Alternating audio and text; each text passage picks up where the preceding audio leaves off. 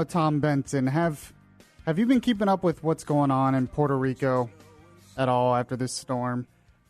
It seems like everything I'm looking at, we still don't know a lot about the situation down there. No, I've seen a few reports from the networks doing their thing. But do they have reporters down there? Yeah. Steve Harrigan for Fox was doing reports from the city, standing in water, knee-deep water. Wow. Some hotels seem to have power, but they were probably running on their own generator. Yeah. And other than that, boy, you saw hardly anybody on the streets anywhere. Yeah. I mean, from everything I'm reading, one of the biggest problems, most of the island, if not the whole island's without power. Mm-hmm. And people here can't seem to get a hold of their family members. No, I know. They're going to have to go through the Red Cross somehow. Yeah. That's got to be awful. I also saw a report that said that all the trees were stripped. I did see a picture earlier, a before and after picture of it showed a bunch of the trees, and the before and after they were like it was like winter. Yeah, yeah. They were just totally stripped of their leaves and everything from a storm. But I mean, that will happen if you have 160 mile per hour winds. That's what's going to happen. They're saying the island's been pretty much completely devastated. One person said, Irma spared us, but Maria destroyed us. Mm-hmm. They have a problem with floods, and it's a bad situation down there. So we definitely have to pray for them. Hopefully, we have people that work in the building, a bunch of people that work in the building that have family members in Puerto Rico. Hopefully, they're able to reach them and find out if they're okay. But it's maybe if any of our listeners have been in touch with anybody in Puerto Rico, give us a call. Fill us in. Yeah, that'd be a great idea. 407-916-5400. Text to 23680. I would love to know more of the situation down there because it's going to be quite a process to rebuild. Puerto Rico's never going to be the same. What are they going to do for food? There's I don't know. 4 million people on the island, and I'm sure most of the stores are wiped out too. Yeah, I mean they were probably cleaned out before in preparation, but after the military, maybe MREs are going to have to be handed out now. I think eventually they're going to get the airports up and people are just going to leave. You're going to have a lot of people in that island just leave, and you're going to have a massive influx of Puerto Ricans in the U.S., especially Florida. Yeah. I think that's just inevitable. And a lot of them are going to stay here permanently. It's quite a situation. All right, this is Beyond Reason Radio.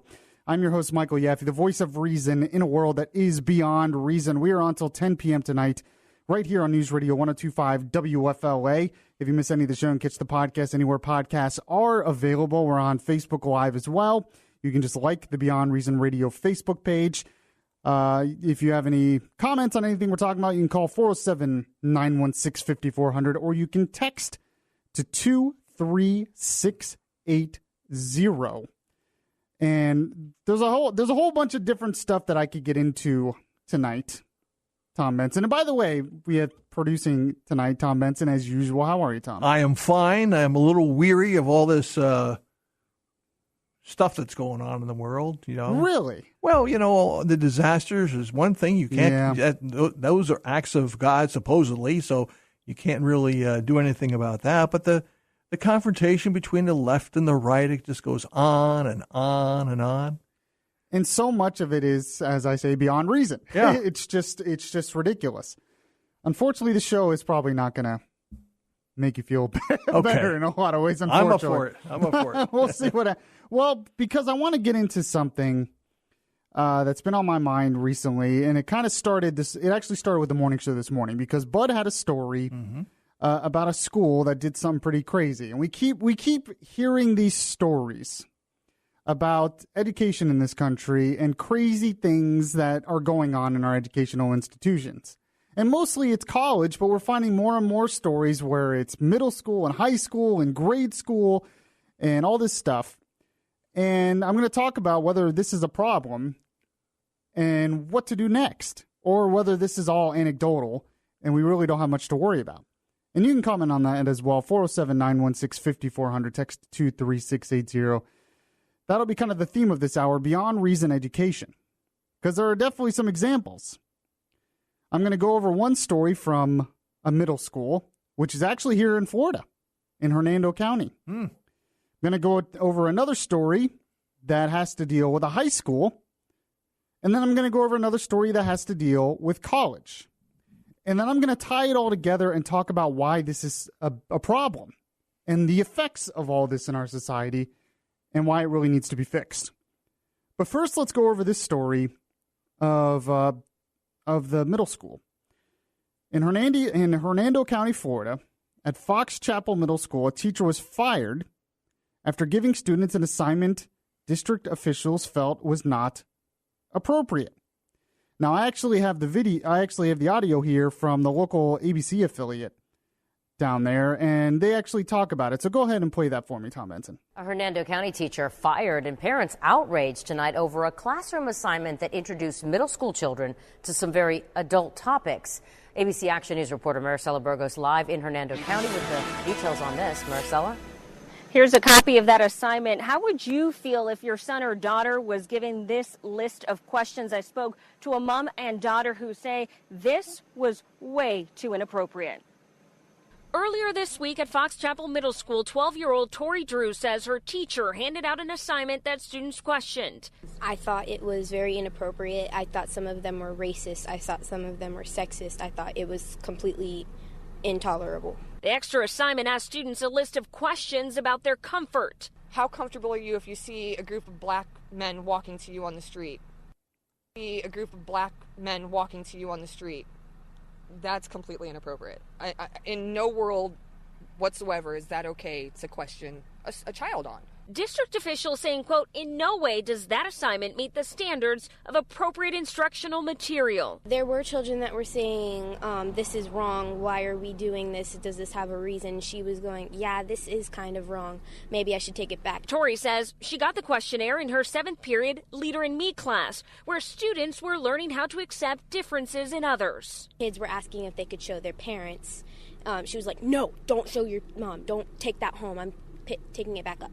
The district is not identifying the teacher who joined the middle school in January. Officials say she was still under her probationary period when they fired her. I believe that it was very wrong what she did, that she didn't ask anybody before she gave it out. But I think that maybe she should have been put on a break and had like another training on something like that. But Mom agrees with the punishment. I do think that it was probably best. So by the way, should I have... when the audio didn't work, should I have freaked out like Laurence O'Donnell? What is going on in the control room? Stop the hammering. Where's Stop my producer? The hammering. Yeah. I'm just kidding. We're going to get into that later because that is just beyond reason. But in this... And Laurence O'Donnell, of course, is a commentator on MSNBC. For those who may not know because they never watch the station. You know? Well, the video's been everywhere today. If you've missed it, you've probably been living in a box, I guess. But yes, so in this school, they did an assignment where it said, how comfortable am I? And the teacher gives them these things and asks questions like, how comfortable are you if a friend invites you to go to a gay bar? How comfortable are you if a homeless man approaches you and asks for change? How comfortable are you? And yada, yada, and went over that. Now, this teacher was eventually fired because it was in a probationary period. I didn't know you could fire teachers anymore, so that's good news, I guess. But my initial thought when I heard this is why? What was the thinking behind this? And I think the thinking is, from a lot of these schools, is that they think this kind of stuff is the job of teachers now. To talk to middle schoolers instead of teaching the subjects of reading and writing and arithmetic and history and stuff like that. I feel like so much in our schools now is this kind of social engineering stuff. Mm-hmm. Yeah. And that's what bothers me more than anything. I mean, the survey thing is dumb. It's beyond reason, obviously. But I feel like there's story after story after story that we hear where we expect teachers and schools to be parents, to do much more than just teach the subjects. And I know that makes me sound like a old crotchety man, I guess. I don't know, but No, I just don't understand. I don't understand why this keeps happening. I would say it was because they're not getting a lot of this proper instruction or proper guidance at home. Yeah. I mean, really, I think that's one of the biggest problems. I mean, luckily this was found out and the teacher stopped and was eventually dealt with. But it's just, I don't understand it. Okay, so that's a middle school example. Let's go to a high school example. And by the way, my computer has been kind of freezing up in here. What is going on? I have to get into that later. So funny. I can't believe that. The whole thing. What is going on? Out of control. Jeez. Yeah. Oh, okay.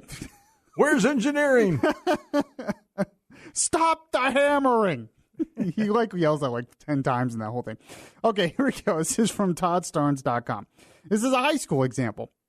A North Carolina teacher displayed a poster in her classroom that described the phrase "Make America Great Again" as an example of white supremacy. Parents are furious over what they called overt and extreme political indoctrination inside a French class at Franklin Academy High School. See, this is another thing. French class? And they're talking this kind of stuff? Why is this happening? I could see civics maybe, or some kind of social society class discussion.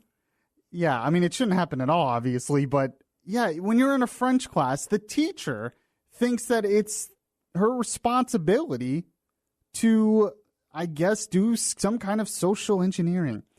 Among the examples of overt white supremacy deemed socially unacceptable are hate crimes, racial slurs, burning crosses, and the KKK. Obviously, those make sense.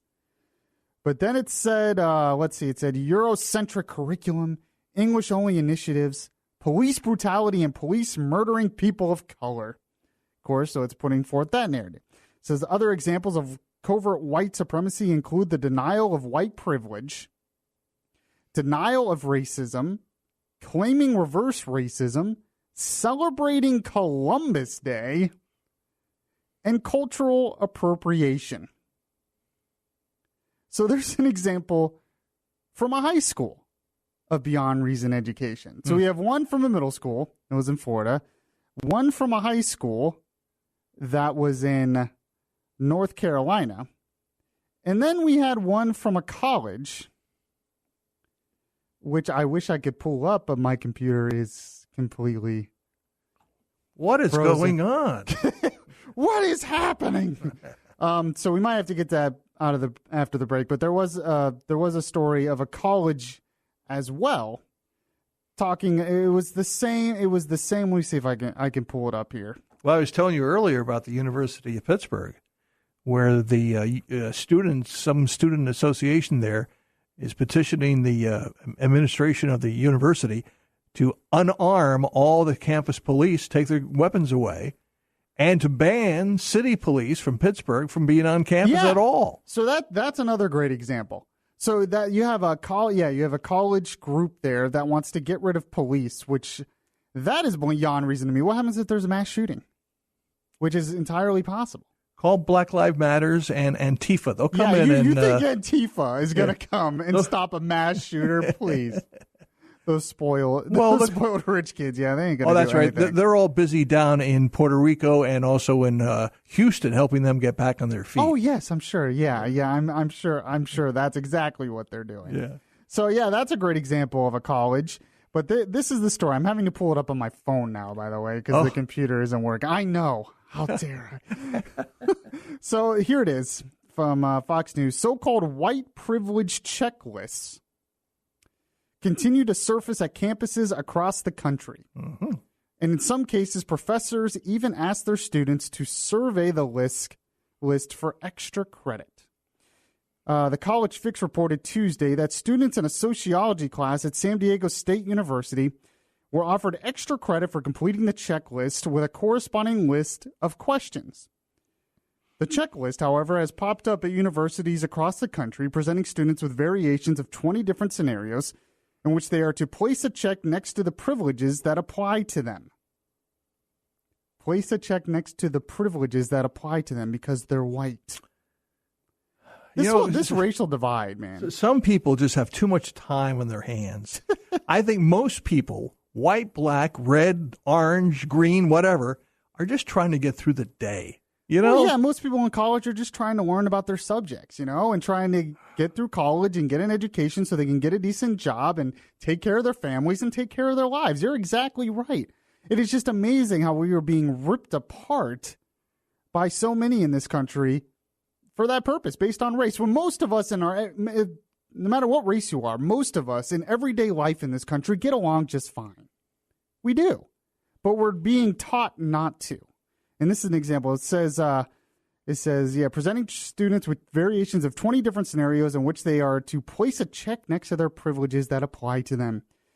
One of them, I can, if I wish, arrange to be in the company of people of my race most of the time, and I can be sure that my children will be given curricular materials that testify to the existence of their race and all this stuff. What does this have to do with teaching a subject at a college? Nothing. So the reason why I bring this up, though. These sound like questions that you would read in Mad Magazine 40 years ago. So absurd. Yeah, exactly. Well, it's why the show is called Beyond Reason, Tom Benson. Okay. But there is a new poll out because we hear about these stories all the time. Mm-hmm. But what are the effects of stuff like this in our society? What are the effects of stuff like this in our culture? What are the effects of stuff like this on our young people? Because this kind of stuff is even worse than when I was in college. I was only in college 7 years ago. And there was definitely some stuff I learned that were pretty leftist, but it's gotten even worse just in the past 7 years. And I talk to people who just got out of college and they tell me these things and it's just ridiculous. But what are the effects of this and why is it dangerous? Well, I'm going to talk about that because there's a new poll out that polls college students on what they think of the First Amendment. And it's pretty troubling. 407-916-5400, text to 23680. This is Beyond Reason Radio. I'm your host, Michael Yaffee. We'll be right back. If you miss any of the show, you can download the Beyond Reason podcast on iTunes.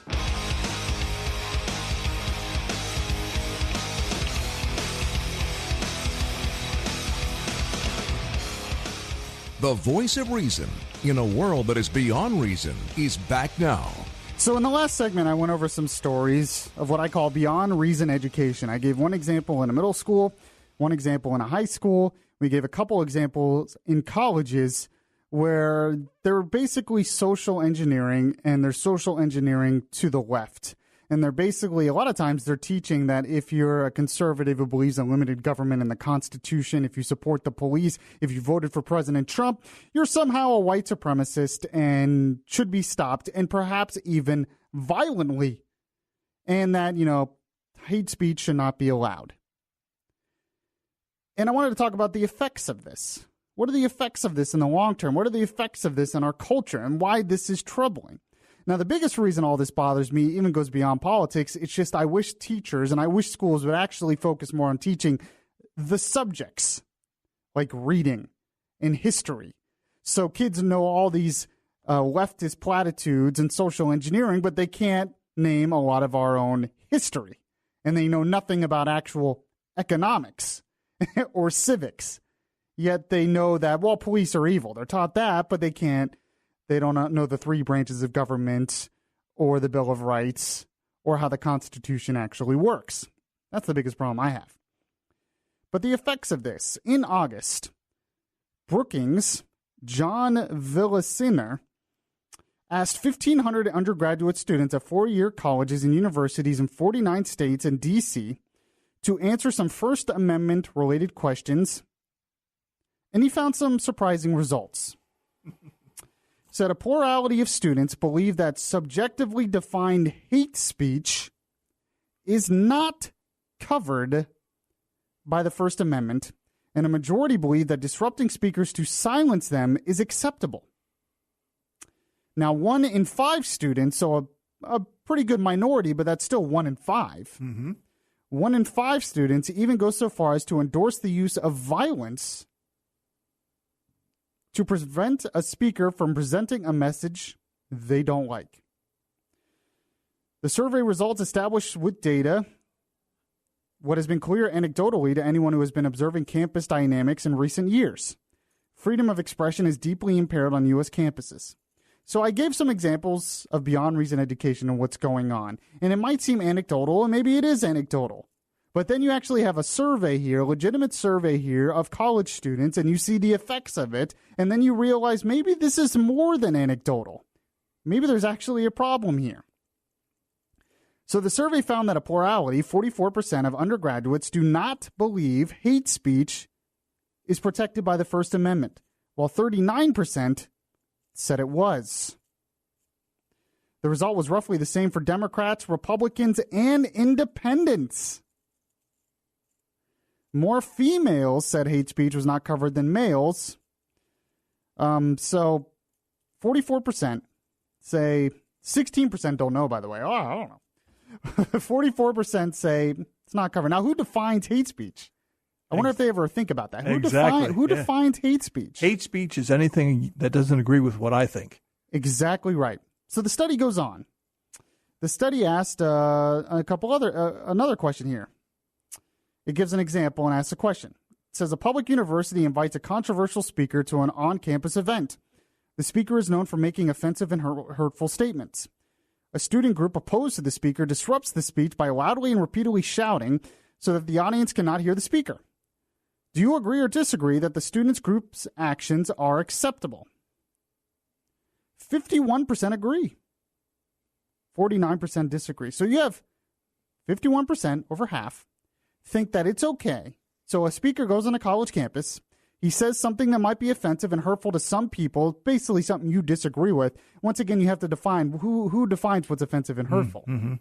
You know, they never think about this when they answer these questions, but they say something you disagree with, and 51% of students think it's okay to disrupt them, think it's okay to shout them down, think it's okay not to actually have a civil conversation.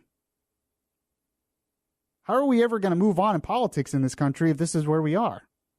If we're just this groupthink, collectivist mentality, where as a group you can shout down someone just because you disagree with them. Personally, I like listening to people I disagree with because it challenges me. But I guess these people don't want to be challenged. And then, of course, they were asked this. They were basically asked if, here we go, a student group opposed to the speaker uses violence to prevent the speaker from speaking. Do you agree or disagree that the student group's actions are acceptable? Now, thank God this wasn't a majority, but 19% agreed, which is almost 1 in 5 when you think about it. Mm-hmm.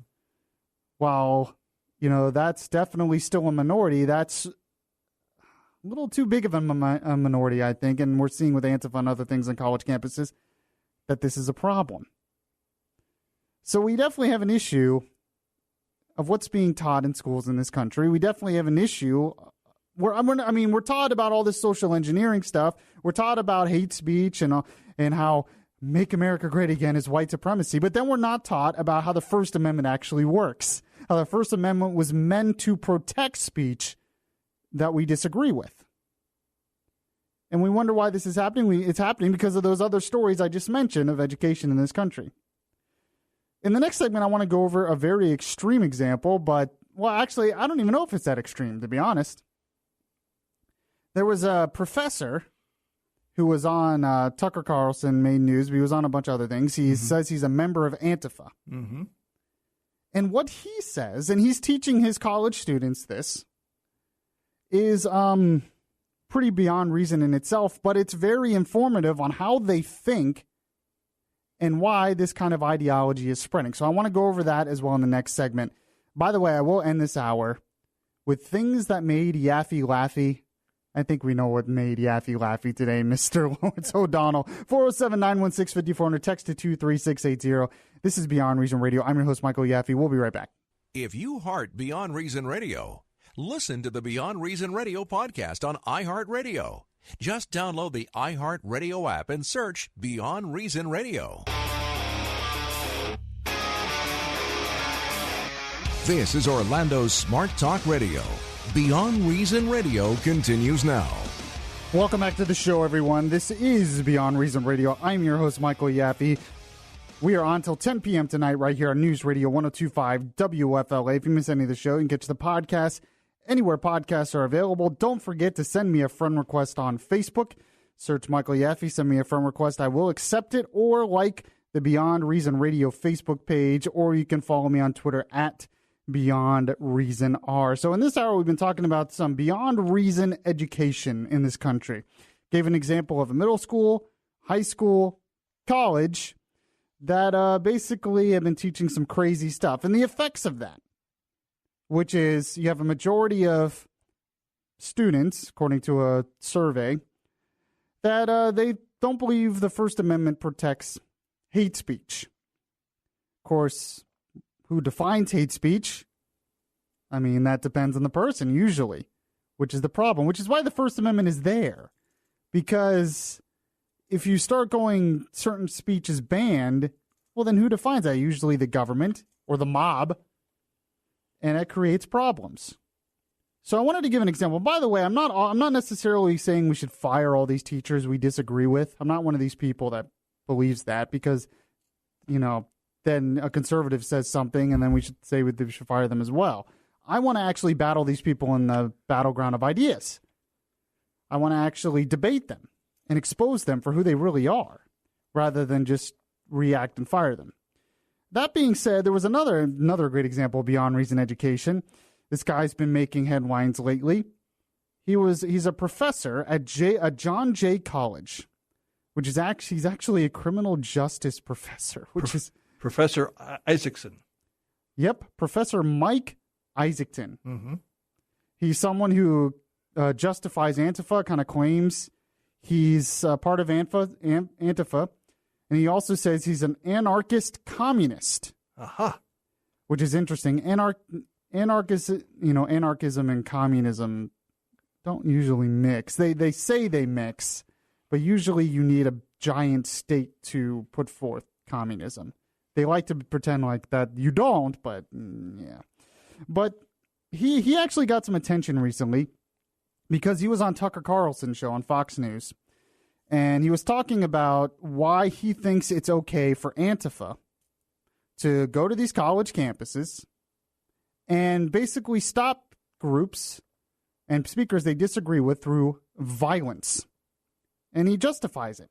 And I play some of that audio, a couple bits of audio. Cut mic 1 for me. Go ahead and play that for me. What I'm saying is that I believe it is the right for communities to get together to assess what is a threat to them and to defend themselves against that threat. I believe that communities have the right to defend themselves against threats to their community. Against ideas they don't like. No, they have a right to commit against violence. People who have explicitly said that they want to eliminate those people from our society. But you're conflating violence with ideas. No, if I have not raised my hand to strike you, you have no right to strike me. But in order to raise your hand to strike me, you have to think that you're going to strike me. And when you are going out in public as a protester, explicitly saying that you want to eliminate most of the people from this country, I believe most of the people in this country have the right to say, no, that's not okay. Well, he's definitely a communist. At least he admits it. Because everything he said there is a collectivist mentality. Yeah. You notice he talks about the community. The community doesn't make the laws. That's the problem. Well, I mean, technically we vote our representatives who make the laws, but you're right. If you go based on what he's saying, the community, which is the mob, can get together and decide, well, we don't like what this certain person is saying, and they need to be shut down. And he's okay with that. That totally goes against our founding principles and what this country is all about. The country is about, majority rule, but individual rights. He basically wants to get rid of individual rights because it goes against the collective. It's a communist thinking, but at least he admits he's a communist. One thing he said that was very interesting, though, is he says, well, these groups are, totally against big parts of the community. So the community, these groups, like Nazis and white supremacists, they want to get rid of whole parts of the community. So that community should be able to shut them down, maybe through violence. Huh. So Mike Isaacson, then, I wonder if that would apply to him. Because he tweeted out this about cops. off the pigs. That was in response to a post about how the police threw the book at Trump protesters in D.C. He tweeted off the pigs, kill the cops. Mm-hmm.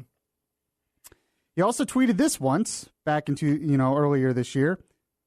He says, I hear their police stations catch on fire with an accelerant, saying maybe we should find ways to set them on fire. He also tweeted this out earlier this year. What's even the point of a cop that isn't dead? Oy vey. He tweeted out, and some of these were deleted. They caught screenshots later. He tried to get rid of them. Very interesting. If you're going to do this, you're going to believe in this, don't delete it. Keep it up there. Mm-hmm. He also tweeted this. How to stop war, shut down weapons factories, kill superior officers, overthrow capitalism. So once again, he's calling for killing cops. He tweeted this in response to someone. He said, dead cops are good. He also tweeted this. I hope somehow a SATA comes up in a lecture so a student defends her saying she didn't kill a cop, so I can say she probably did, and it's good. So according to his logic then, that the community can come together and stop people who want to get rid of them, does this mean that cops can come together and violently stop him from speaking? Do you think this professor would be okay with that? I doubt it. Professor Mike is 29 years old. How much do you want to bet there is no Mrs. Mike in his life? I don't know. Who knows? And when you were talking about some of the tweets that he was giving out, it reminded me of ISIS. He wants to overthrow the whole system. In fact, sure. There's another cut I have here of him. He was on Fox Business on the Kennedy Show, and they got into a little exchange, and he gives his reasons why he talks about this. This is what he said. If you really wanted to work within the system, I don't want to undo the thing that you say is so unjust, I absolutely then do not you would become a cop. I do not want to work within the system. I am a narco-capitalist, or a narco-communist. I do not want to work within the system. I want to tear the system down root and branch. The police serve the weapons industry and the prison industry, and they are put in this awful position of having to fire their weapons more often because their training videos are telling them to do so, and having to criminalize the entire population because it's profit for the prison industry and profit for the weapons industry. Okay, so I want the problem that we have is that government infrastructure at its core is run by private companies for profit, not in the interest of the American people. So much wrong with what he said. There's a lot of cops in this country that never have to fire their gun once. There's one thing you can say. Mm-hmm. The idea that we're oppressed and that we've criminalized the majority of the population in this country is beyond reason. The fact is, if you obey the law, you're usually just fine in this country. The idea that we're somehow an oppressed people because of the cops in this country is stupid. It's ridiculous.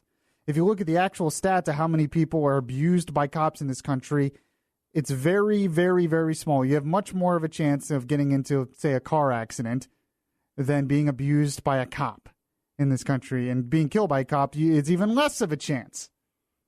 You have more of a chance of dying of cancer, probably, than being killed by a cop.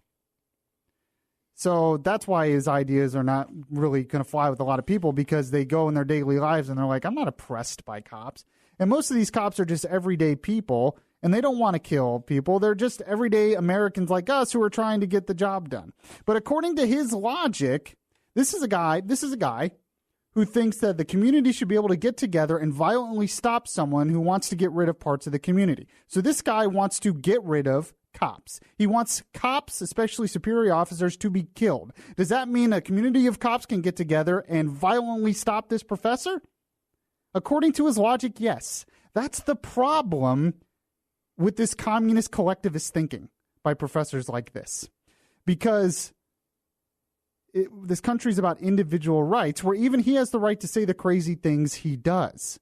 But if we go away from that, then which collective are we talking about? He's against he's against the government doing these things. So the government a lot of times gets that authority because of the collective, because they go based off mob rule and they do these things. Mm-hmm. So there's so much wrong. And this whole idea that the government is all for profit that the government is just is pro-business and everything is just trying to make a profit. It's just ridiculous. The fact is, if you obey the laws in this country, you usually do just fine.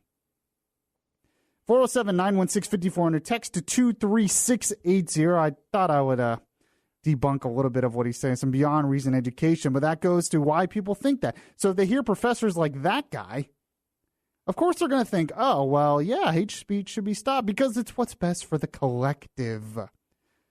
Let's get away from this whole idea of what's best for the collective. How about what's best for the individual?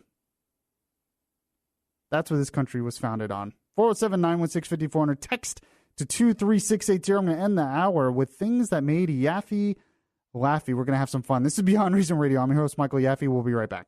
It would be beyond reason not to listen to Yaffee on your TuneIn Radio app. Download the app today and search Beyond Reason Radio.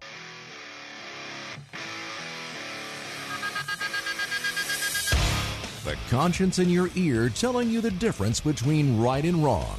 Yaffee is back on the air. Yes, welcome back to the show, everyone. I played some audio of Mike Isaacson, that Antifa professor, and says he's an admitted anarchist communist. And I've given some examples this hour, some beyond reason education of what people are taught in schools, and then you wonder why a majority of students believe it's okay to shut down hate speech. It's not protected by the First Amendment. And by the way, it doesn't really surprise me, and it goes beyond college students. I've talked to everyday people in my lives. I mean, I gave an example once where I got a haircut, and my hairstylist said, you know, Nazis and white supremacists, they shouldn't be allowed to do their protests. They should not be allowed to do it. And I said, well, what about free speech? Doesn't include them. That's what she told me. So, I mean, that's where we are. The society, it's the collectivist mentality that exists too much in our society, and people don't want to be offended. So I got a call here. I might have to move the Laurence O'Donnell thing to the top of the next hour, which will be fun. But I just can't wait to get into that and get Tom Benson's thinking, especially since he's been in this industry for a long time. But I want to take a call here, very interesting call from Chris in Apopka, who is a fifth grader. And how a fifth grader is listening to my show, I don't know. But Chris, how are you? Hi. I'm good. How are you? I'm pretty good. How did you find this show? I was trying to set my radio to my favorite radio station, and I stopped for a second, and I stumbled upon this show, and I've been listening to it ever since. Wow. Thank you so much. Yes, I might be making a difference in the next generation, Tom Benson. So, Chris, you told Tom before you came on air that you wanted to tell me what you're being taught in school. Yes. Now, do you go to a public school? Yes. Okay. Now, tell me a little bit about it. Well, I'm fifth grade, very strict teacher. Okay. And we are being taught about politics right now. And there's this thing going around my school where everyone, when they're mad, is calling each other racist. Really? Now, is it like a sarcastic thing, or are they actually saying they're racist? They're actually saying racist. And this is in fifth grade? Yes. Man, when I was in fifth grade, that kind of stuff didn't even cross my mind. So what class is this? Well, I guess it's fifth grade, so she teaches all the subjects, right? Yes, pretty much the entire school. Okay. Even the kindergartners. Yeah, and I don't want to, point out the actual teacher, so you don't have to give out the name of the teacher again. But, so, I mean, what bothers you about this? By the way, I don't even remember learning, when you say politics, what are you learning about politics? What do you mean? Well, I mean, when I was in fifth grade, I don't remember, is it like political parties, or is it just like the three branches of government? What is it? Like how to vote and stuff. Oh, okay. Okay. So is there something that you've been taught that bothers you? No. No? Okay. Okay, well, good. So it's not all bad. It just seems like it's the racist part that bothers you. Yes, because yesterday I was assigned to look up a certain word on the computer, and I had to write it down on an index card, and I forgot my marker to write it down, so I put my stuff by the computer so no one would take it, and I walked over to my desk to get the index card, and when I came back, there was this kid sitting in my computer seat. I was like, excuse me, that's nice. He was like, no, it isn't. I was like, yes, it is. Look, my papers are right there. I have my name on them and everything. He was like, fine, but I'm not moving. You can move to the other computer. And after that, I was like, I told my teacher, and she said, you need to move. So he moved, and then after I sat down and logged into the computer, he called me racist for telling the teacher. For telling the teacher, the other kid called you a racist? Yes. Because he was at your desk where your stuff was, and the teacher said, you need to move. She was there first, and that person called you a racist, and this is something that's going around a lot in elementary schools. Yes. Wow. I really had no idea that this was a big thing. I mean, this kind of stuff didn't even cross my mind when I was in 5th grade. So why do you think this is happening? Huh? Hold on. What? Is it just this kid, or is it just a lot of other kids that... You can have the door open. Why are you on the phone? Oh, she's in trouble. She should be in bed. Oh, no. All right. Okay. Poor Chris. Maybe we get back to her. Wait, I don't want to get her in trouble. Well, I think we're too late. All right. Maybe we'll put her on hold. So, poor... I don't think that's ever happened to me on a radio show before, where a kid calls and her mom comes in, why are you on the phone? So, wow, I'm fascinated. I'm fascinated by a lot. That is a very interesting call. I need to save that call. Well, it sounds like it's an example of a little kid in the 5th grade using that word. He doesn't even know what it means. He just knows that it upsets people. So he says it. Well, but she said, for one, this goes on a lot. Mm-hmm. But that shows exactly how these things in our culture and our society permeate to our kids, you know? When you were in 5th grade, would that have ever crossed your mind to say? No. When I was in 5th grade, if someone took I wouldn't have said, you're a racist. Like, that just doesn't, it wouldn't have computed. But it's so prevalent in our culture. When I was in the 5th grade, I was worried about being a class clown, and that's about it. You know? Yeah. That's the only thing on my mind at the time. Yeah, I just wanted to get my assignment done and then go home and... I wanted recess. I wanted lunch. Wow. Not much has changed. That was a fascinating call. Chris, I hope you keep listening. I hope we didn't get you in trouble with your parents. All right, this is Beyond Reason Radio. I'm your host, Michael Yaffee. I think we're going to start the next hour with some fun. We'll go into the Laurence O'Donnell thing, because it's just... I especially want Tom Benson's sake, because he's been in this business for a while, and I wonder if he's worked with people like that. This is Beyond Reason Radio. I'm your host, Michael Yaffee. We'll be right back. I look inside of myself.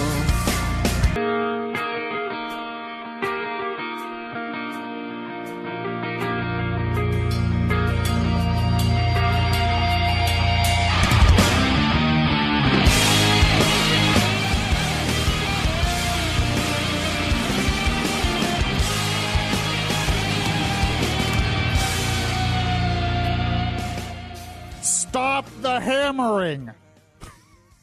What is that noise? Get the president of iHeartMedia down here, Tom Benson, and get them to stop.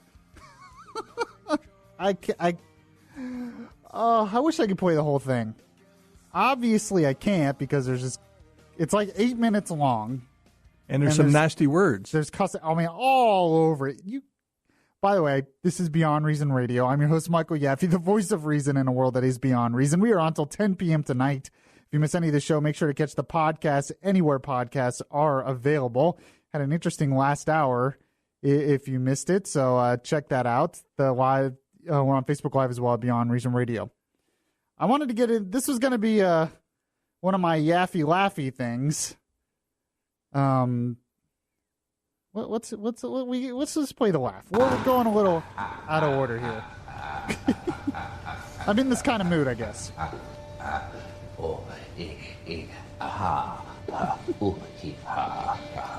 So MSNBC host Laurence O'Donnell. This video goes viral, and it's everywhere today, where he just gets unhinged during the break. So he's like recording his show, and during like the breaks or when they're in a soundbite or whatever, he goes nuts because he hears stuff in his ear from the control room that's not usually there. I guess they're doing construction upstairs and they're making noises, and he just flips out. And I want to get a little bit into more of why I think this is not the first time, I'm guessing. But I know maybe this shouldn't make me laugh because I kind of feel bad for the producers because, I'm a producer, so I know what it's like to be a producer. But it just cracks me up. Now, I found actually the story here from a little audio here. This is from Inside Edition, where they did this story. And is that the thing Bill O'Reilly used to work for? Did he used to do Inside Edition, or was it another thing? No, I think it was Inside Edition back in the early 90s. Isn't that where he had his meltdown? I don't recall his meltdown. You never seen the O'Reilly meltdown? No. Oh, man. I wish you could play that, but there's cussing all in that, too. That's what a lot of people are... back when he was on, Inside Edition. Back when he was on Inside Edition years ago, he had a meltdown similar to this years and years ago. Bill O'Reilly... They're comparing this to that. Bill O'Reilly and I worked at the same radio station. Really? Did you know him? No. We were 25 years apart. Okay. He was there in the early... You probably should have started with that, Tom Benson. He was there in the early 60s. I was there in the mid-80s. Yeah. All right, so let me play. Inside Edition, ironically enough, had a little story on this, and they play some of the clips of Laurence O'Donnell. It actually goes on for 8 minutes, his rants. They edit it, when he's actually doing his show, but in the breaks, he goes on these rants. And I just feel so bad for the producers. So wait a minute. It's 8 minutes long, and what we're going to play is about 45 seconds. Yeah, this is I guess that's with all the clean words, the dirty words taken out. So it's been reduced from 8 minutes to 45 seconds. Pretty much, yeah, pretty much. The video is much better, by the way, because in the video you see there's one part where he just throws his fist in the air. Every time I watch it, I know I should be upset at him, but I think it's hilarious because it's just what are you doing? What are you doing? Okay, here it is. Another TV host is in the news today for blowing his top. That's MSNBC's Laurence O'Donnell, losing it during the commercial breaks on his show. Jesus Christ. The video, which was leaked to the website Mediaite, shows O'Donnell in a growing state of anger as he's distracted by noise in his earpiece and some guy with a hammer. Stop the hammering. Stop the hammering out there. Who's got a hammer? Where is it? Where's the hammer? Is it on go up on the other floor? Somebody go up there and stop the hammering. Today, O'Donnell is apologizing. A better anchorman and a better person would have had a better reaction to technical difficulties, he tweeted. I'm sorry. Stop the hammering! He was so mad. So there was two separate situations. Okay, the first one is if you watch the whole thing, it's everywhere. He hears something in his ear, and he goes, "The control room's out of control. I'm hearing something about a Labor Day special. Why are they talking in my ear? I can't concentrate." And so that was bothering him through the whole time. He's hearing all this interference in his ear. And, one of the producers comes up and was going to take it out, and he's like, "No, leave it in there. It's the control room. It's all their fault." Blah, blah, blah. And then I guess they were doing some construction upstairs. And there was some hammering. And I couldn't really hear it in the video, but I guess if you really turn it up, you can. Uh-huh. And it might drive you a little crazy, but he goes nuts. And he even says, "Well, continue with the commercial break, and I'll go up there and stop them," or something, he says in part of it. And he just flips out. And you know what? I don't think this is the first time that's happened. Oh, I'm sure not. Because two reasons why I don't think it's the first time it's happened. One, because the way his producers react during the video, they just continue to act normally, like nothing's going on. Like they've heard it before. Yeah, exactly. Yeah. So that's the first thing. The second thing is the fact that this was leaked. So it had to have been someone there in the control room that leaked it. Mm-hmm. So the fact that this was leaked tells me that there was something something going on. Yeah. And then the other thing was he reacted to a couple different things. It wasn't just like one thing. He was just mad at everything. About everything. Yeah. And you know what was the most ironic about it? When you listen to the whole thing, you know what his story was about that he was talking about when he was going on his tirade in the breaks? Mm-hmm. He was talking about Trump and how Trump didn't show enough empathy during the storm. So he's attacking Trump's character. He often talks about how Trump's unhinged and all this stuff, hates Trump. Then in the break, he's the one who's unhinged and going nuts. So this video dates back to what, 2 weeks ago, really, then? Yeah. It's a couple weeks old. But, I mean, you know when somebody in the control room released it. And I'm thinking,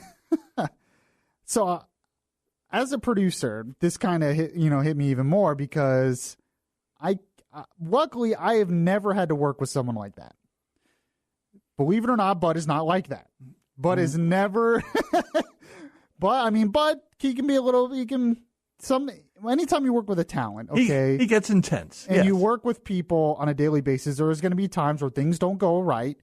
There's going to be times where they get a little frustrated. Happens to me when I host, not very often. But never during my producing though. I know. I'm too nice. That's my problem. but sometimes things don't go right, and you get a little frustrated, and things happen. Mm-hmm. That being said, Bud has never, ever reacted anywhere close to that. Never. If a talent treated me like that as a producer, I don't know if I would stay there. I don't know if I would stick around. So there's that. The second part is, how do you expect your producers to do a good job for you if you treat them like that? That's right. That's what I don't understand.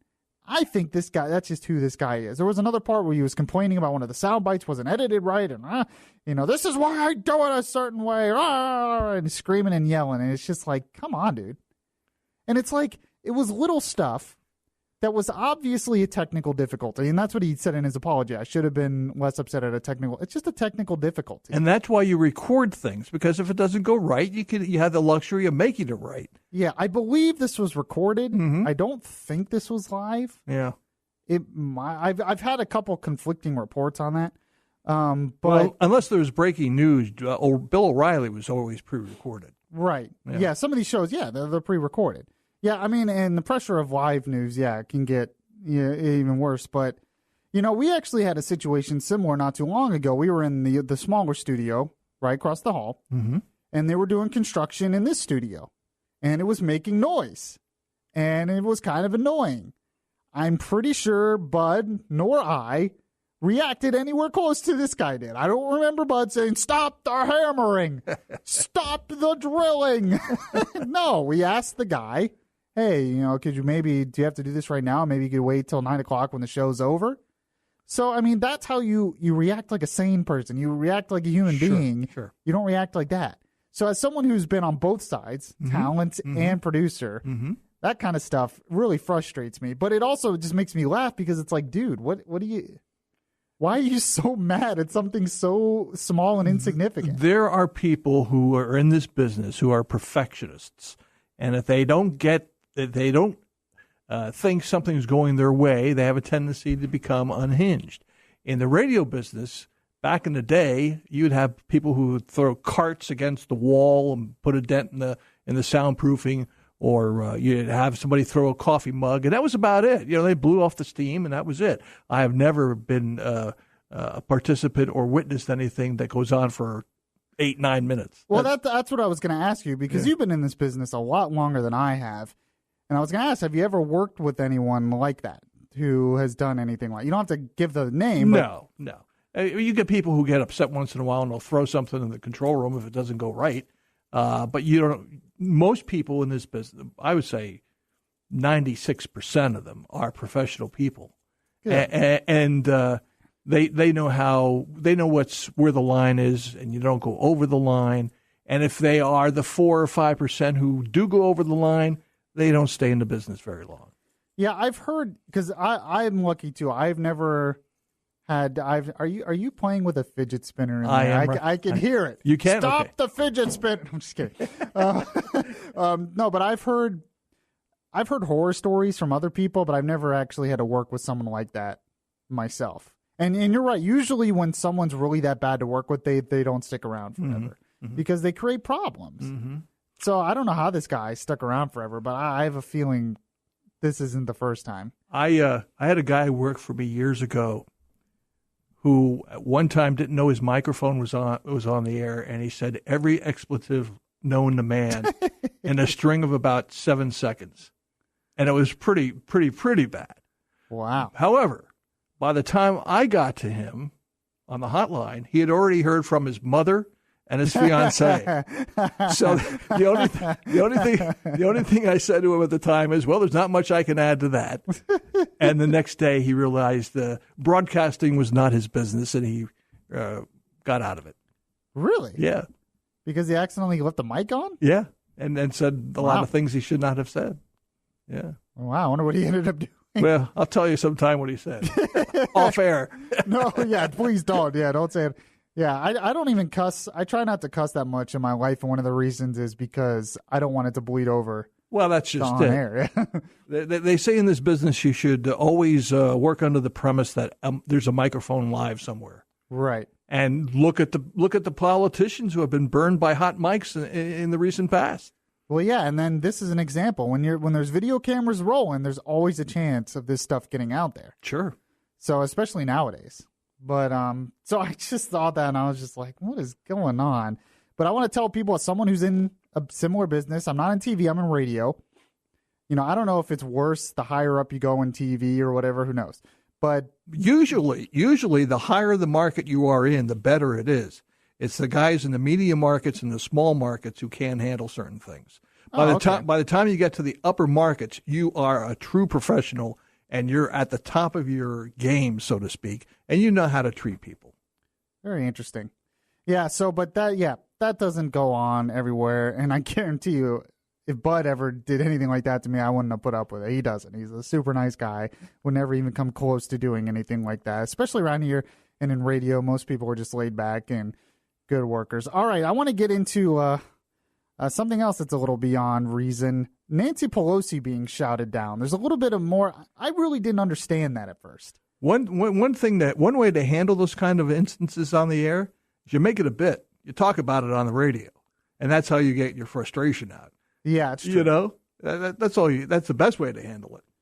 Yeah, I have a feeling Laurence O'Donnell is one of these guys who takes himself way too seriously, all the time. So when things don't go exactly, that's what happens. When you take yourself way too seriously all the time and then things don't go right, that's how you react. Right. Because you just can't handle it. And it's just ridiculous. And you need your crew to be supportive. You're absolutely right. Apparently he's done this in the past, and he's got some people who are not supportive, so they leak this kind of stuff out. You could so tell, from his crew, that the way they reacted, it was like, oh, here he goes again. Laurence O'Donnell. So interesting. So we'll get into some other stuff. I do have another story at the end of the show I want to do that'll make you laugh as well. This is Beyond Reason Radio. I'm your host, Michael Yaffee. We'll be right back.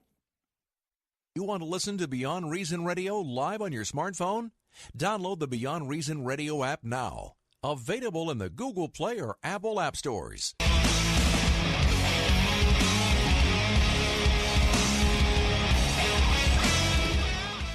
The place where we talk faith, culture, and politics. Beyond Reason Radio continues. Yes, welcome back to the show, everyone. This is Beyond Reason Radio. I am your host, Michael Yaffee, the voice of reason in a world that is beyond reason. We are on until 10 p.m. tonight, right here on News Radio 102.5 WFLA. Later, a little bit later in the show, I'm going to play my voice of reason of the day. I actually haven't done that yet. And no, it's not Laurence O'Donnell. He is definitely not my voice of reason of the day. We were talking about that a little bit. But I wanted to get into something else that just, I frankly did not understand until I had to do a little more research, because it really baffled me. I was really confused. I was really confused by it. And that's what happened with Nancy Pelosi a few days ago. So I guess she was like at a town hall kind of event thing, and she was speaking and taking questions.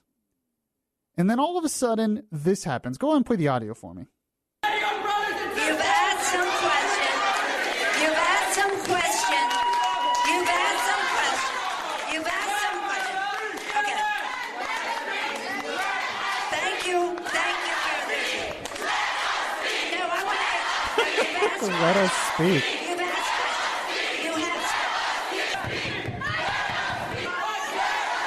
And she starts banging on the microphone.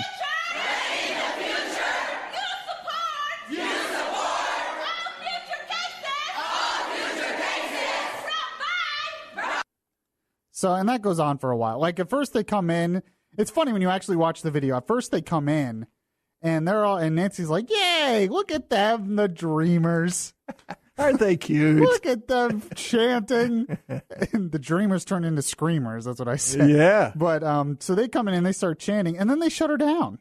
And she's trying to speak, and they're like, let us speak. And it's like, you've been speaking for the past, 20 minutes. And you can ask questions. What the heck is your problem? They're just yelling. And I was so confused by this because I'm like, she's on your side. Exactly. Yeah. I'm like, why are they doing? You are shooting yourself in the foot because she is fighting for you. If you're a dreamer, she's trying to make a deal with President Trump, which some people thought was impossible, so you could stay in the country.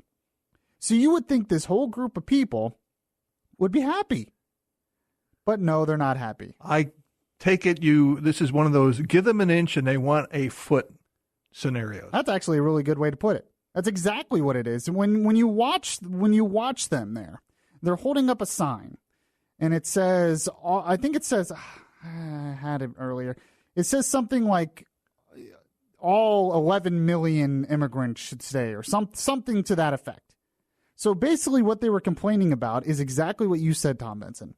They don't believe that the DREAM Act goes far enough. They not only want amnesty for the Dreamers, which looks like Trump's going to give them. That's what which is totally against his campaign promise, but it looks like that's what Trump's going to give them. So not only does it look like do they want amnesty for Dreamers, but they want amnesty for everyone. So I was reading a piece in The Hill that kind of goes further into this, and it says this. It says Democratic leaders fighting to enact the DREAM Act this year are taking fire from a surprising group. Liberal immigrant rights activists, just like what you saw there or heard there. Members of the Congressional Hispanic Caucus sounded off last week after top Democrats cut a tentative agreement with President Trump to pair a version of the Development, Relief, and Education for Alien Minors Act with tougher immigration enforcement measures.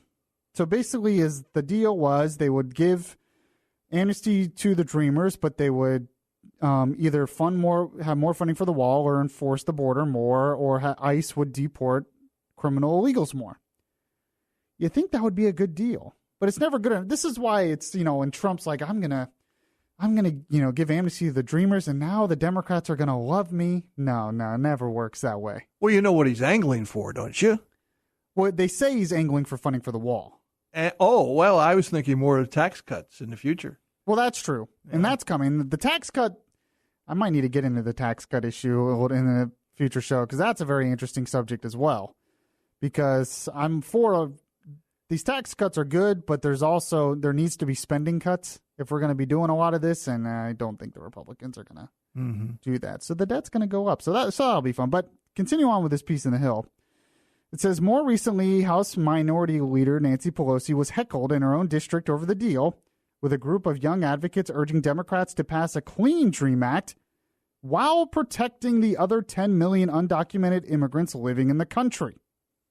This is just such unreasonable demands. They're shooting themselves in. It reminds me of those who are angling for a higher minimum wage.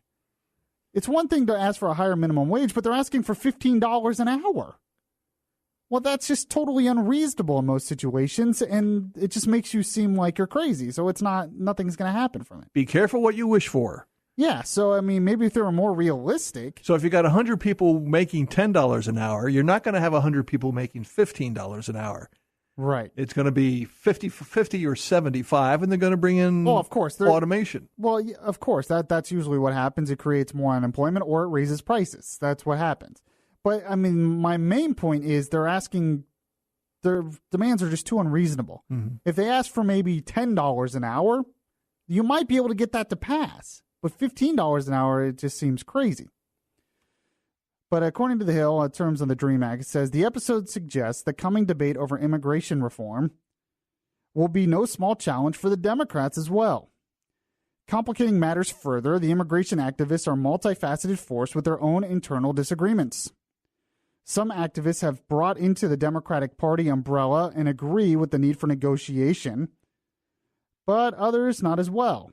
Others fear a deal between Trump and top Democrats would spare the Dreamers while kicking ICE into overdrive in persecution of other undocumented immigrants.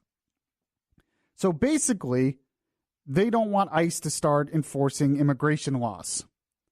So they want Nancy Pelosi not only to give them the DREAM Act, but basically to stop ICE from deporting any other undocumented immigrants. And they actually believe that's worse than the border wall, which is interesting. It says among the second group are activists who would rather accept new border wall construction, a non-starter for Democrats, than funding that could be used to hire more immigration and custom enforcement agents. They said, a wall isn't ICE. A wall doesn't walk into your home and drag you out by your blank hair. Democrats, led by Nancy Pelosi and others, have pledged that any deal will not include funding for the wall. But some activists fear mass deportations will follow any deal that doesn't protect their families of dreamers, and they know Democrats can claim a political win by simply blocking Trump's wall. So basically, what they want is amnesty for all illegal immigrants. And these groups will not be happy. So Nancy Pelosi and the Democrats are actually on the side of the Dreamers. They're actively supporting the Dreamers. And Nancy Pelosi was actually liking those protesters at first. And then, of course, it doesn't go far enough. We want amnesty for all illegal immigrants. She said something to them that was so condescending, though. When this all started out, she says, "We hear your voices, and you're the voices of angels." What? The voices of angels. Where did that come from? And they went right by her and started, just chanting, doing their chants, and she was shut down. It's just, I know, it's amazing. So that a little more explanation on why that was, because I was really one of those things when I saw that, and I was like, what is happening? Why would you that would be like Trump, I don't know, Trump passes a tax cut bill and we go and protest him. I would go going to protest him. It's a perfect example of those people who are demonstrating don't really understand how the system works. Well, of course not. And they're not really willing to listen. Right. They said, let us speak. They don't want a conversation. They just want to shout. That's unfortunately where our society is in too many cases. They just want to shout you down. They want TV FaceTime. And now it's, Nancy Pelosi's on their side and they're shouting her down. So just unreasonable stuff there. All right. I want to play my voice of reason of the day. It's on healthcare in the next segment. Kind of a response to the whole Jimmy Kimmel rant on healthcare. I thought it was really great. It's about 5 minutes long, a little long, but I want to play the whole thing and we'll get to that. And I'll end the show with another story that made Yaffee laughy. This is Beyond Reason Radio. I'm your host, Michael Yaffee. We'll be right back. You know what's beyond reason? Yaffee is now on YouTube. Go to YouTube now and just search Beyond Reason Radio.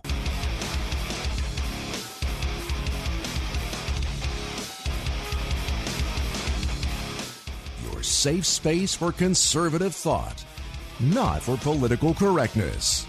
Yaffee is back right now. So, one reason possibly that Jimmy Kimmel shouldn't be talking about politics is because he apparently can't handle the criticism very well. And this is what happens. He's an entertainment guy, probably not used to a lot of this politically charged debate. And when he comes in, that's what happens, and he doesn't know how to handle the criticism. Apparently, that's what happened yesterday because he responded to what Brian Kilmeade said about him. So Brian Kilmeade in the show Fox and Friends, and I like Kilmeade a lot. I like his books anyways. I've listened to both of his books. They're very good. He said, this is what Kilmeade said about Kimmel. He said, so these politically charged Emmys may have been the lowest rated in history, but that's not stopping Hollywood elites like comedian Jimmy Kimmel for pushing their politics on the rest of the country. Kimmel then said Kilmeade was a wannabe creep. He said this. He said, the reason I found this comment to be particularly annoying is because this is a guy, Brian Kilmeade, who whenever I see him kisses my blank like a little boy meeting Batman. Oh, he's such a fan.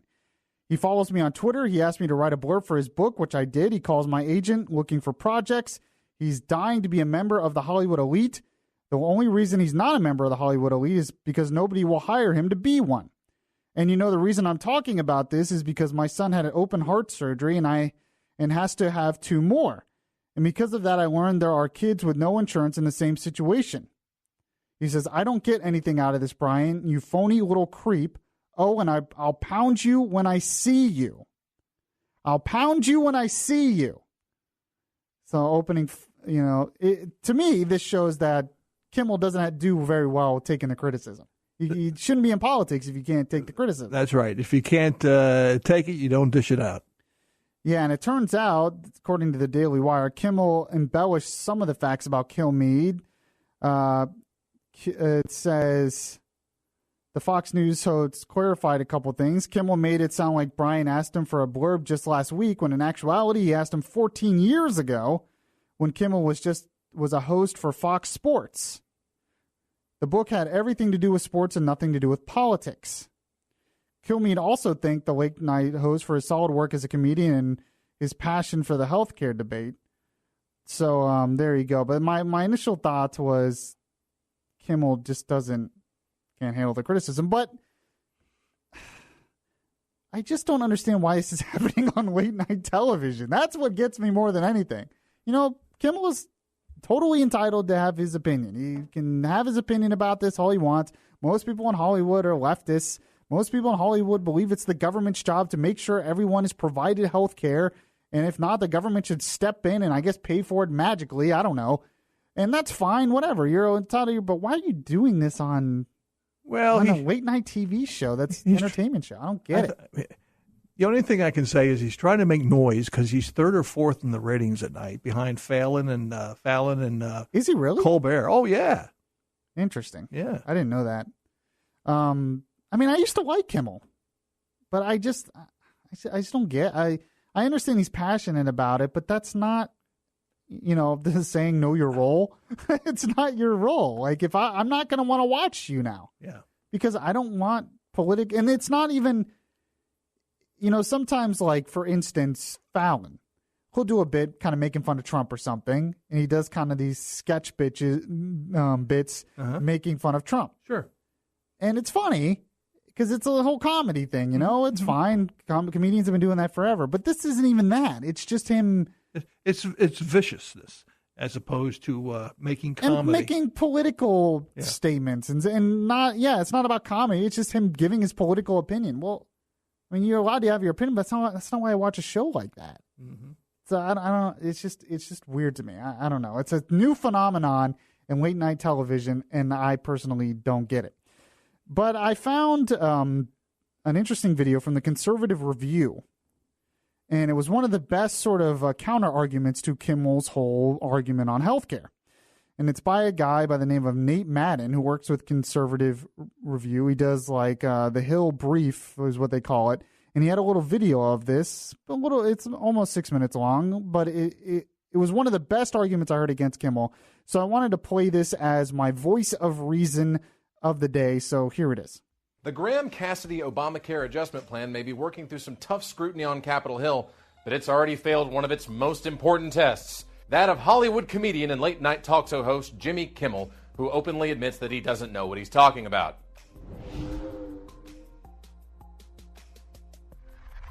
Here's what it takes for a healthcare bill to pass the Jimmy Kimmel test. In a nutshell, no family should be denied medical care, emergency or otherwise, because they can't afford it. By the way, the Kimmel test was coined by Senator Bill Cassidy when the comedian waded into this debate after his son needed multiple heart surgeries, but we're going to get to that later. After the Graham-Cassidy bill was introduced, Kimmel trashed Cassie in a Jimmy Kimmel Live segment, saying that the senator had lied to him, along with a bunch of either not true or half-true things. Obviously, the Kimmel test isn't a really solid standard to start with, but he's got a huge national platform, so let's address Kimmel's complaints point by point. First, let's talk about the Kimmel test. So look at the system we would still have under the Cassidy-Graham tweaks. You've got Medicaid, which covers poor people. Then you have CHIP, which catches the children whose families didn't qualify for Medicaid. Then you've got Medicare that covers the old and the disabled. And then you've got Obamacare, which uses even more of our tax dollars to subsidize insurance for people up to 400% over the poverty line. Now, what the bill does here is stop expanding Medicaid and move the subsidies down to the states. Now, once you get done with all those things, yes, there are still people who cannot afford health care in this country. Mostly those are hardworking people and families on the individual insurance market who have seen their premiums, their deductibles, and their taxes go through the roof because of the system that you're defending. So while those people often either get ignored or treated like afterthoughts in this debate, let's try not to leave them out this time. Okay, next clip. Coverage for all? No. In fact, it'll kick about 30 million Americans off insurance. Okay. This has got to be one of the biggest lies out there about any plan that does away with the individual mandate. Look, when you overregulate insurance, you make it less affordable for everyone as a whole. The vast majority of those 30 million people are people who would choose to opt out of a failing system. Okay, next thing. Individual states can let insurance companies charge you more if you have a pre-existing condition. Not really. States can't waive the regulations mandating pre-existing condition coverage or community ratings. And to get the waivers for the few cherry-picked things they could change, they have to be able to show that they would provide adequate and affordable coverage to the same people. It's not a free pass. And here's the other thing. Nobody would force the states to apply for waivers. If you don't want your state doing those things, then don't vote for state officials who do. That's how federalism works. And here's the thing. Kimmel admits that he just doesn't get how this whole thing works, but still wants you to believe him for some reason. This is not my area of expertise.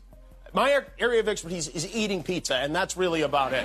Dude, the only thing worse than being lectured about something by someone who doesn't understand it is someone who admits that they don't understand it but still manages to look down their nose at you or up something else. You can shove your disgusting comments where your doctor won't be giving you a prostate exam. Classy.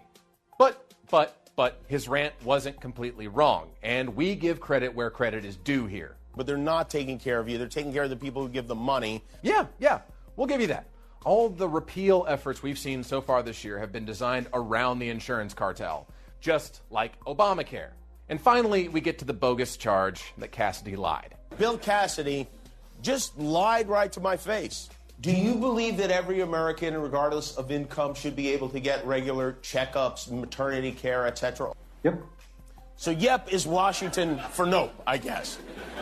Okay, saying he believes that and then drafting a stopgap bill that keeps most of the system you're trying to prop up isn't lying, bro. In order to think that, you'd have to view the government as a big magical Pez dispenser that can just give you whatever you ask for, which apparently Kimmel does. Somehow Japan and England and Canada and Germany, France, they all figured healthcare out. And don't say they have terrible healthcare because it's just not true. Okay, man, you've described a few varying models of healthcare, each of which has to pay its own special price so it can claim universal coverage. So you're either going to deal with stuff like uber expensive premiums from government insurance like they do in Switzerland, or the increased wait times and service rationing that the UK and Canada are dealing with. All of those are different from Obamacare too, Mr. Kimmel, which is where we get to one point of agreement between you and people who believe in freedom. We all need a better system. See, the fundamental problem with the Obamacare debate right now is that everybody in D.C. is just pushing their own special brand of tinkering around the edges of Obamacare. So now the debate is between those who have managed to convince themselves that Obamacare isn't failing, those who think more government is actually the solution, and those who want to see freedom, competition, and innovation do what they've done in every other industry on the planet throughout human history. And look, Jimmy Kimmel's not a bad guy. He is a loving dad who caught a tragic break, and he now wants to use his platform to do some good, as he understands it. I mean, Kimmel got into this after his son's health problems made him an Obamacare cheerleader, and so, yeah, his concerns come from a very real and a very understandable place. But that doesn't mean that his expectations are grounded in reality. This has been your Capitol Hill Brief. I'm Nate Madden, and we'll see you next time. Poor Nate Madden. You know Jimmy Kimmel's going to find this video, and then he's going to do a whole rant on his show against Madden and talk about he's going to pound him the next time he sees him, I guess. No, but I thought that was really good, and I wanted to play the whole thing. It was from conservativereview.com, which is a great site on a lot of stuff. Make some great points there. One thing I thought was interesting, and there's definitely more information out there if you ever want to look it up, but this idea that all these European countries just have the best healthcare ever and they never have any of these problems is just not, it's not true. It's not true. And he went over it very well. They either have to pay a lot of costs out of pocket, or they have to deal with a lot of rationing, or they have to deal as a country with a lot of debt. And these things cause a lot of problems. And to act like, oh, if we just have some kind of government system that takes care of us all and that's just going to make everything better, no, that's not true. Things cost money. There's only so many resources. Those resources have to be allocated in certain ways, and it's not some kind of utopia panacea in Europe either. So, I mean, just poor economics to say that. But, Jimmy Kimmel says, don't say it's poor there because it's just not true. Oh, well, Jimmy Kimmel said it, so there you go.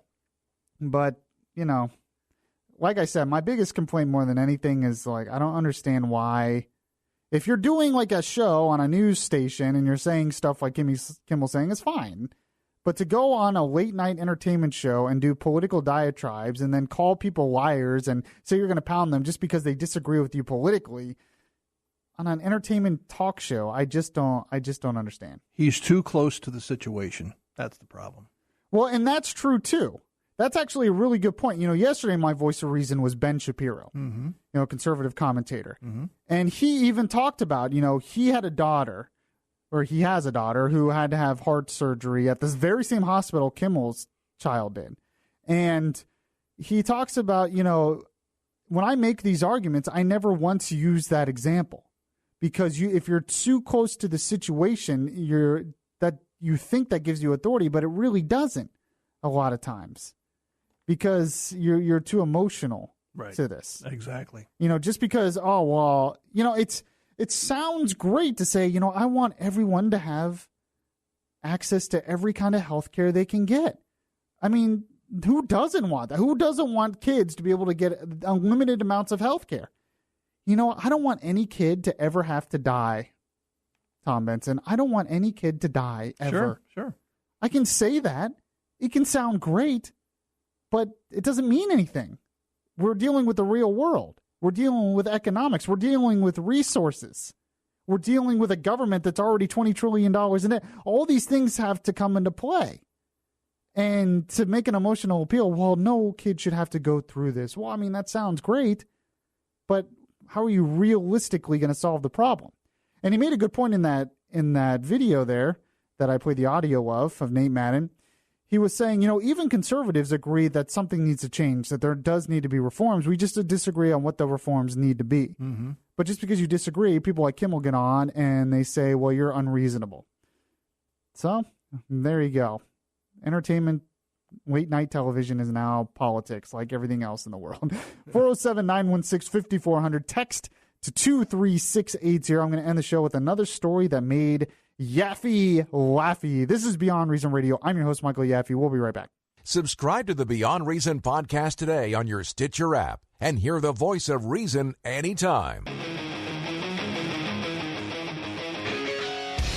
Your voice of truth in a world of fake news. Beyond Reason Radio continues right now. Yes, welcome back to the show, everyone. This is Beyond Reason Radio. I'm your host, Michael Yaffee, the voice of reason in a world that is beyond reason. And it's that time, once again, of the show for things that made Yaffee Laffee.